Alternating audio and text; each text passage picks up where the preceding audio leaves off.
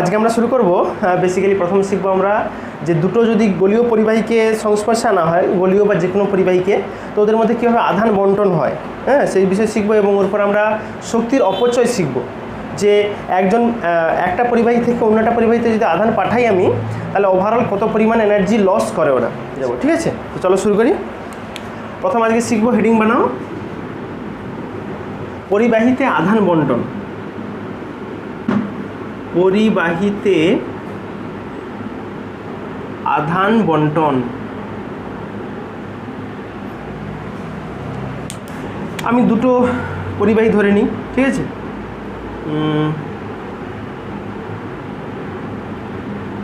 ধরো দুটো পরিবাহী আছে এরকম, এর ধারকত্ব C1, এর ধারকত্ব C2, এর বিভব আছে V1, এর বিভব হচ্ছে V2, এতে চার্জ আছে Q1, এতে চার্জ আছে Q2। সমস্যা নেই, আমি ধরে নিয়েছি প্রাথমিক অবস্থা, ঠিক আছে। তাহলে আমরা সেই কিউর ফর্মুলা কি জানতাম, কিউ সমান হয় CV, তাহলে Q1 সমান কী হবে, C1 V1, আর এর Q2 কত হবে, C2 V2। এই সম্পর্কে আমাদের কারো কোনো ডাউট নেই। হ্যাঁ, এবার আমি কি বলছি, দুটো পরিবারের মধ্যে আধান বন্টন করব। মানে সে নিয়ম কি হয়, যার বেশি চার্জ থাকে সেদিক থেকে কম চার্জের দিকে আধানগুলো ফ্লো করে, আধানগুলো যায়। তাহলে আমি যদি এখন এই দুটো পরিবাহীকে একটা যদি তার দিয়ে জুড়ে দিই, তুমি তার দিয়ে জুড়তে পারো বা ডাইরেক্ট ওদেরকে কন্ট্যাক্ট করতে পারো, তোমার ইচ্ছা, ঠিক আছে। আমি তার দিয়ে জুড়ি, ঠিক আছে।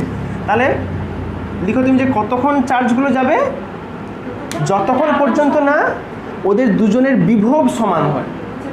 তাহলে লিখো যে পরিবাহীগুলোকে বা পরিবাহী দুটোকে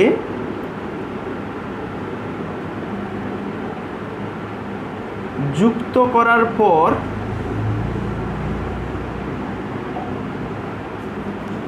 আধান নিয়ম কি হয়, যার বিভব বেশি আছে সেখান থেকে যার কমের দিকে যায় আধান। তাহলে কি হবে, বেশি বিভব থেকে কম বিভব যুক্ত পরিবাহীতে যাবে, পরিবাহীতে যাবে। এবং ওটা লিখো যে কতক্ষণ পর্যন্ত যাবে, যতক্ষণ না, হ্যাঁ, যতক্ষণ না দুটো পরিবাহীর বিভব সমান হয়। বিভব সমান হয় যে এদের ওভারঅল একটা মাঝের কোনো একটা ভোল্টেজে থাকবে। ওরা ধরো এ ছিল 100, এ ছিল 50, তাহলে 100 হবে না, ওই 75 হবে, হ্যাঁ ঠিক। আচ্ছা, মোট আধান কত পাবো দুটোকে যোগ করলে, হ্যাঁ মোট আধান, ওটা তুমি বড় হাতের কিউ দ্বারা লিখো, কী হবে Q1 প্লাস Q2। তুমি সিম্পলি মান বসিয়ে দাও, মান বসালে একটা হবে C1 V1 plus C2 V2। বাহ, ওটা থাক। এটা হলো মোট আধান, কারণ তুমি যখন তার দিয়ে জুড়ে দিবে তখন দুটো তো আধান একসঙ্গে হয়ে যাবে, ঠিক। আচ্ছা, মোট ধারকত্ব কত হবে, এর ছিল C1, এর ছিল C2, মানে C1 প্লাস C2। তাহলে মোট ধারকত্ব C সমান হবে C1 প্লাস C2। তাহলে তুমি সাধারণ বিভব বের করো।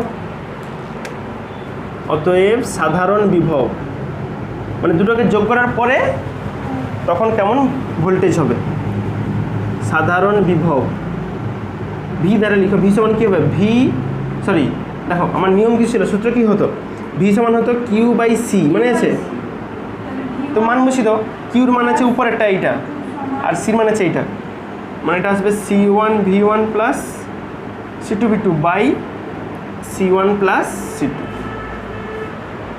বুঝা গেছে? আমি সিম্পলি মোট আধান বাই মোট ধারকত্ব বসিয়ে দিয়েছি। এখানে দুটো বিভব তো যোগ হবে না, কারণ দেখো অ্যাকচুয়ালি ব্যাপার কী হবে, তুমি দুটো ব্যাটারিকে ধরে জুড়ে রাখছো, একটা ব্যাটারির চার্জ নেই, একটা ব্যাটারির চার্জ আছে, তাহলে যার চার্জ সেখান থেকে চার্জটা ফ্লো করে এ কিছুটা পাবে। এ ধরো আগে 12 ভোল্টের ব্যাটারি ছিল, এ 0 ভোল্ট ছিল, দেখা গেল যে 6 করে ভাগ হবে। এবার 6 আমরা আইডিয়াল কেস বলে বলছি, এবার যাওয়ার সময় খরচা আছে, তাপের রেডিয়েশন আছে, আলটিমেট 5.5 বা 5 ভোল্ট হবে, সেটা আলাদা ব্যাপার, সে আমি তাতে যাচ্ছি না। মেন ব্যাপার হচ্ছে তুমি দুটো ভোল্টকে যোগ করতে পারো নি কখনো, তুমি কখনোই 12 + 0 করতে পারো না, তুমি গড় করতে পারো 12 + 0/2, তাহলে একটা আইডিয়া পাবো। হ্যাঁ, এই ব্যাপার। আচ্ছা, আমার উদ্দেশ্য কিন্তু ছিল, দেখো বলছে যে পরিবাহিতা আধান বন্টন, আমি তাহলে দেখবো যে শেষমেশ এর কত আধান থাকে, এর কত আধান থাকে। তাহলে প্রথম পরিবাহীর আধান তাহলে বের করো,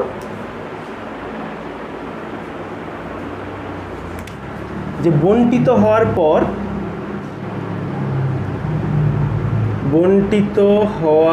পর প্রথম পরিবাহীর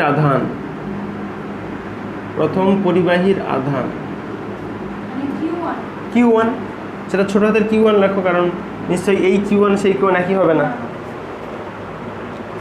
Q সমান কি হয়, CV, মানে ওটার ধার কত ছিল C1, আর এখন সাধারণ বিভব পাচ্ছে V, এখন কিন্তু এও পাচ্ছে V, এও পাচ্ছে V, এই ভিটা, ঠিক আছে। তাহলে এখন ওর বিভব হচ্ছে V, আর ধার কত তো C1 ছিল, তুমি সিম্পলি মান বসিয়ে দাও এখানে। দেখো C1 যেমন ছিল থাকলো, আর ভির মানে যে উপরে আছে এইটা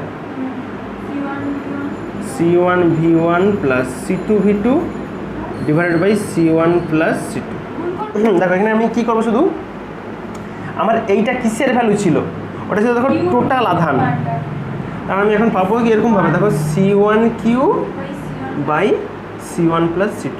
তার মানে দেখো প্রাথমিক অবস্থায় ওর যে মানে ওদের মোট যে আধান ছিল, এর Q1 ওর Q2 যোগ করলে যা হয়, তার এখন C1/C1 + C2 গুণ হয়ে গেছে, নিচে বেশি আছে মানে আলটিমেট কমবে বোঝা যাচ্ছে, ঠিক তো।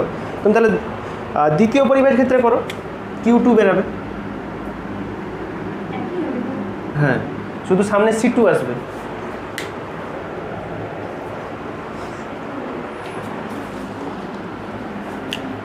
হ্যাঁ, এটাকে একটু বাক্স বানিয়ে দাও। এটা প্রথম পরিবাহীর, আর দ্বিতীয় পরিবাহীর ক্ষেত্রে আসবে Q2। দেখো মানটা শুধু এখানে C2 হবে, আর সবাই কি থাকবে, তাহলে C2Q বাই C1 + C2, বুঝলে। তাহলে এইভাবে তুমি আধানকে বন্টন করতে পারো। এটা গেল। এবার আমরা শিখব কি, এইভাবে যে আমরা যোগ করছি, তাহলে এর একটা প্রাথমিক শক্তি ছিল, এর একটা প্রাথমিক শক্তি ছিল, ওভারঅল আমি দেখব যে যোগ করার পরে ওদের আগের শক্তি থেকে কতটা কমে গেছে, অবশ্যই কমবে, হ্যাঁ সেটা দেখবো আজকে। দেখো এবার আমরা শিখব শক্তির অপচয়।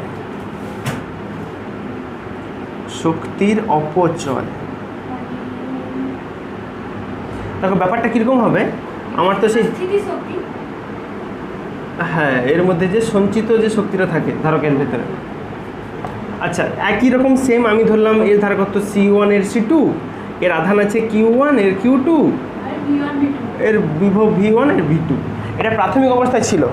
এবার যখন তুমি এটাকে জুড়ে দিয়েছো, তখন কিন্তু আর V1 V2 নেই, তখন দুজনেরই V হয়ে গেছে।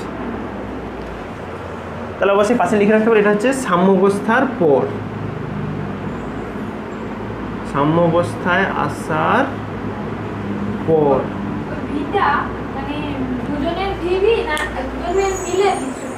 আরে এরও যা V, এরও তা V, ওই যে কি বললাম 5.5 করে ভাগ হলে এও পাবে 5.5, সেও পাবে 5.5, যোগ নয়, নট যোগ, ইন্ডিভিজুয়ালি পাবে ওরা V। আচ্ছা তাহলে প্রাথমিক অবস্থায় কত শক্তি ছিল আগে বের করি, কারণ তাহলে বিয়োগ করতে পারবো। প্রাথমিক অবস্থায় মোট শক্তি, আমি E1 লিখতে পারি বা EI লিখতে পারি, EI রাখো, I ফর ইনিশিয়াল, হ্যাঁ EI সাফিক্স I নিচে। ধারকের সঞ্চিত শক্তি সূত্র কি ছিল, সেই ½ CV², সেটা করবো। তাহলে প্রথমটা কি আসবে, ½ C1 V1² plus ½ C2 V2²। বাহ, এবার করো অন্তিম অবস্থায় মোট শক্তি কত হচ্ছে, মানে ওদেরকে সাম্যাবস্থায় আসার পর অন্তিম অবস্থায় মোট শক্তি, আমি ইএফ বলতে পারি, এফ ফর ফাইনাল, ঠিক আছে। সেই একই হাফ সিভি স্কোয়ার লিখবো, কিন্তু এবারে দেখো কী হবে, half C1 plus C2 into V square. ওদের সাধারণ বিভব ছিল ভি, এর ধারকত্ব ছিল C1, ওর ছিল C2, তো C1 প্লাস C2 করে দিয়েছি ভি স্কোয়ার। শক্তির অপচয়, শক্তির অপচয় তুমি ডেল্টা ই লিখতে পারো, যে ওই পরিমাণ শক্তি খরচা হবে, ঠিক আছে। আমার নিয়ম কী হয় সবসময়, প্রাথমিক শক্তি মাইনাস অন্তিম শক্তি। হ্যাঁ, ইআই মাইনাস ইএফ, মান বুঝাও। ইআই এ কত ছিল, half C1 V1 square plus half C2 V2 square minus এইটা half C1 plus C2 into V square আসবে। এবার আমি এখানে বেসিক্যালি আগের যে ক্যালকুলেশনটা, সেই যে আধান বন্টনের ক্ষেত্রে, সেখানে দেখো ভির একটা ফর্মুলা পেয়েছিলাম, সেটা ওই ওই ওই জায়গায় মানটা বসা। আমি দেখো একটু এদিক করে লিখতেছি, half C1 V1 square half C2 V2 square থাকলো, minus half C1 plus C2 থাকবে। ভির জায়গাতে আগের থেকে পেয়েছিলাম আমি, ভির মান হতো C1 V1 plus C2 V2 by C1 plus C2। ওটা করবো বলে তো মান বসে। আচ্ছা, তুমি সিম্পলি মান বসে দেখো, ওটা স্কোয়ার ছিল, মানে C1 V1 plus C2 V2 তার whole square by C1 plus C2 তার হোল স্কোয়ার। এখানে দেখো একটা C1 প্লাস C2 কাটবে, এর স্কোয়ারটা উড়ে গিয়ে একটা কাটবে, ঠিক আছে, এর স্কোয়ারটা উড়ে গিয়ে একটা কাটবে। আচ্ছা দেখো, তাহলে এখানে আমি কি পাচ্ছি, এই দিকটা যেমন ছিল থাকলো, এদিকটা নিয়ে বেশি এখন মাথা ঘামাচ্ছি না আমি। আচ্ছা, এদিকটা কী হবে, মাইনাস থেকে একটা কেটে গেলে উপরে থাকে C1 V1 plus C2 V2 তার হোল স্কোয়ার বাই নিচে আছে 2 C1 প্লাস C2 আছে, আর 2 তো ছিল হাফ। হ্যাঁ, এইবার আমি এই পুরোটার উপর একটা লসাগু নেব। হ্যাঁ, নিচে C1 প্লাস C2 রাখবো, ওটাই লসাগু। দেখো হাফ সবের থেকে কমন যাবে, হাফকে তাহলে বাইরে বের করতে, হাফটা লিখে লাভ নেই। হ্যাঁ, নিচে থাকবে C1 প্লাস C2, তাহলে কী হবে, এর সঙ্গে গুণ হবে। আমি গুণটা তাকে একবার করে দিচ্ছি, এটাকে কমন নিলে কি আছে, C1 V1 square plus C2 V2 square, ওইটা ইনটু হবে এইটা C1 প্লাস C2। তাহলে সিম্পলি লসাগুর নিয়ম লাগিয়ে করছি। আচ্ছা, মাইনাস এদিকে দেখো শুধু এটা থাকে। আচ্ছা, ওটাকে একবারে সূত্রে ভেঙে দেওয়া, তো এটা কী আছে, A plus B whole square, যেমন একটা আসবে A square plus B square plus 2AB করো, তাহলে একটা আসবে C1 square V1 square C2 square V2 square. এখানে মাইনাস ছিল বলে আমি একবারে মাইনাস করে দিচ্ছি। আচ্ছা, minus 2 into C1 C2 V1 V2 আসবে।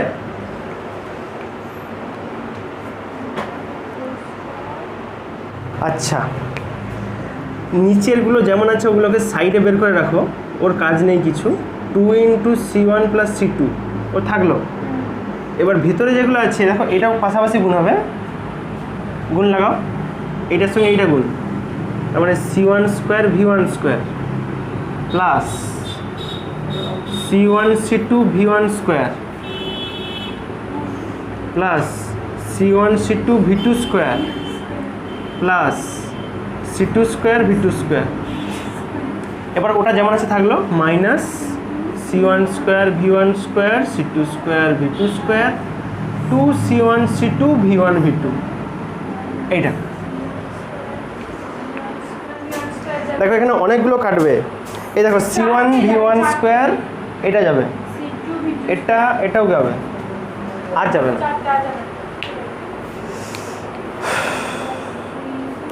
আচ্ছা, বাকিটাকে আমি একটু দেখো একবারে ডিরেক্ট একটু কমন নিয়ে লিখে নেব। এটা যেমন ছিল থাকলো, C1 প্লাস C2 থাকলো। এখানে দেখো, হ্যাঁ এখানে দেখো C1 C2 কমন যাবে, তাহলে কমন নিয়ে এলো, তাহলে ওটা C1 C2 C1 C2 যদি কমন নিয়ে এলো, আর কি বেড়ে থাকে বলো তো? একটা থাকে V1 square plus V2 square minus 2V1 V2। এটা সূত্র পড়ে যাচ্ছে। হ্যাঁ, এবার পড়বে A minus B whole square. V1 plus V2 square minus V2 square করো।